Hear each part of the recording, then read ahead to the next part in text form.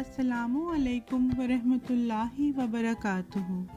پیارے بچوں، ہیلتھ آبشار کے کڈز کارنر میں خوش آمدید۔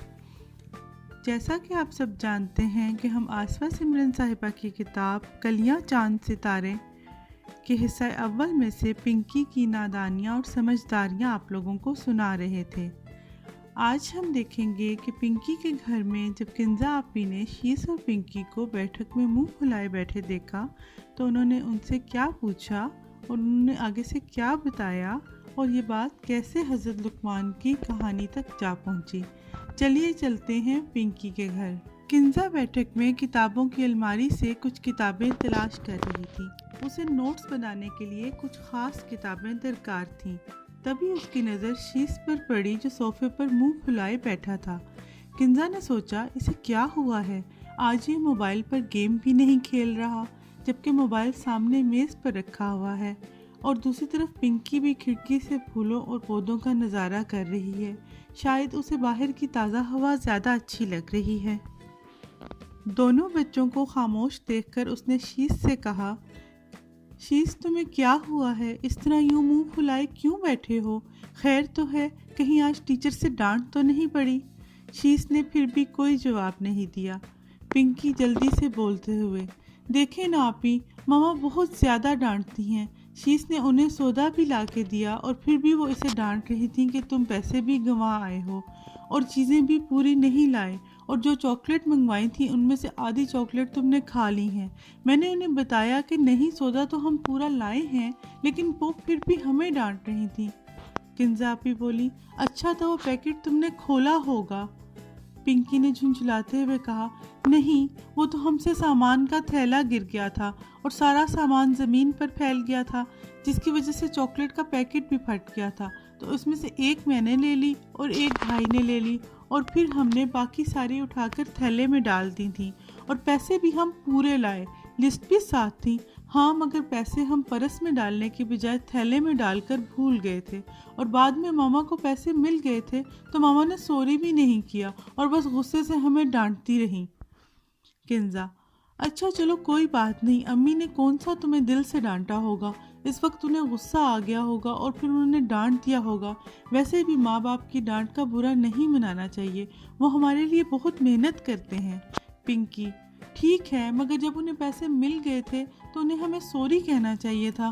شیس، دیکھیں نا، ارسلان بھائی بھی امی کی بات نہیں مانتے اور ہمیشہ کرکٹ کھیلنے چلے جاتے ہیں، اور ہم تو امی کی بات بھی مانتے ہیں، ان کا خیال بھی رکھتے ہیں، اس کے باوجود وہ ہمیں زیادہ ڈانٹتی ہیں۔ کنزا آپی بولی، نہیں، یہ تمہاری غلط فہمی ہے، ماں باپ کو سارے بچے ایک جیسے ہی پیارے لگتے ہیں۔ پنکی نے کہا، نہیں، ہم کوئی پیارے نہیں ہیں، ہم چھوٹے ہیں اسی لیے وہ ہمیں ڈانٹ لیتی ہیں اور بھائی پر ان کا بس نہیں چلتا۔ کنزا، توبہ توبہ، تمہیں کیا ہو گیا ہے؟ شیس اداسی سے پنکی کی طرف دیکھتے ہوئے، آپ ہی دیکھیں نا، اتنا تو کوئی اپنے نوکر کو بھی نہیں ڈانٹتا جس طرح آج ماما نے مجھے ڈانٹا ہے۔ مجھے کہتی ہیں کہ میں چیزیں پوری نہیں لایا، جبکہ جو لکھا تھا لسٹ میں وہ لے کے تو آیا ہوں، اب ایک آدھی چیز رہ گئی تو کیا ہو گیا؟ پھر شیس نے زمین پر غصے سے پاؤں مار کر صوفے پر پہلو بدل کر بیٹھ گیا۔ تب کنزا نے اس کی موبائل سے ایک تصویر بنائی اور اسے دکھائی۔ کنزا، دیکھو شیس، تم کتنے خوفناک لگ رہے ہو۔ شیس کو اور زیادہ غصہ آیا، تب پنکی زور سے قہقہا لگا کر ہنسنے لگی۔ شیس، تم کیوں ہنس رہی ہو؟ پنکی، مجھے اس لیے ہنسی آئی کیونکہ جب میں نے آج قرآن مجید کی تلاوت کی تو اس میں وہی باتیں لکھی تھی جو حرکتیں اس وقت آپ کر رہے ہو۔ سورہ لقمان میں حضرت لقمان نے اپنے بیٹے کو نصیحت کی تھی کہ غصہ نہیں کرنا، منہ پھلا کے نہیں چلنا اور ماں باپ کا کہنا ماننا ہے، اور باقی باتیں تو میں بھول گئی ہوں۔ کنزا نے کہا، شاباش پنکی، تم بہت ذہین ہو، تم عربی کے ساتھ کیا ترجمہ بھی پڑھتی ہو؟ پنکی، جی آپی، عربی پڑھنے سے مجھے کچھ سمجھ نہیں آتی، پھر میں اس کا ترجمہ ضرور پڑھتی ہوں تاکہ مجھے پتہ تو چلے کہ اس میں کیا لکھا ہوا ہے، کیونکہ ابو نے مجھے سمجھایا تھا کہ جب بھی قرآن پڑھو تو اس کا ترجمہ ضرور پڑھنا، کیونکہ ترجمہ پڑھے بغیر میں قرآن کی تعلیم کو اچھی طرح نہیں سمجھ سکوں گی، پھر اس وجہ سے مجھے ترجمہ پڑھنے میں اور بھی زیادہ مزہ آتا ہے۔ کنزا پنکی کی باتوں سے لطف اندوز ہوتے ہوئے کہتی ہے، مجھے بتاؤ کہ حضرت لقمان نے اپنے بیٹے کو کیا نصیحتیں کی؟ پنکی، آپ کو بتایا تو ہے کہ اب میں تھوڑا بھول گئی ہوں۔ کنزا چلو میں تمہیں بتاتی ہوں۔ اے میرے بیٹے، اللہ کے ساتھ شریک نہ ٹھہرا، یقیناً شرک ایک بہت بڑا ظلم ہے۔ سورہ لقمان آیت 13۔ کنزا نے محسوس کیا کہ شیش کی طبیعت میں کچھ نرمی پیدا ہو گئی ہے اور وہ کچھ سوچ رہا ہے۔ اتنے میں ماں کمرے میں داخل ہوتی ہے اور کہتی ہے، ملک شیک پی لو، میں نے اس میں اناناس اور انگور بھی ڈالے ہیں۔ شیش کا دوبارہ منہ بن جاتا ہے۔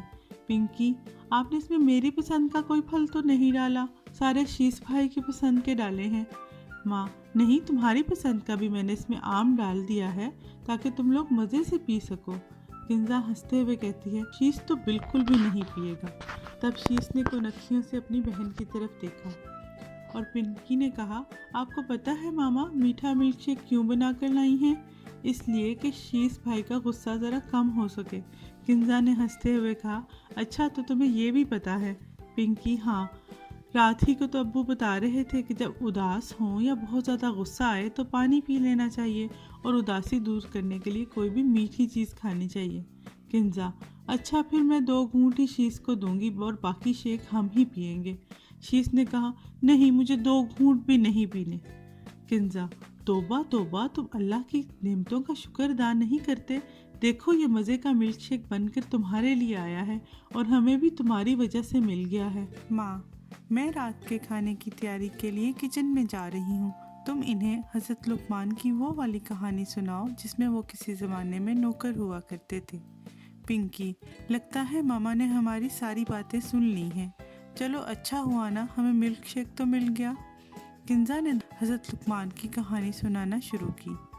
پیارے بچوں، ہم اگلی ویڈیو میں آپ کے لیے حضرت لقمان کی کہانی لے کر آئیں گے جو کنزا آپی نے پنکی اور شیش کو سنائی۔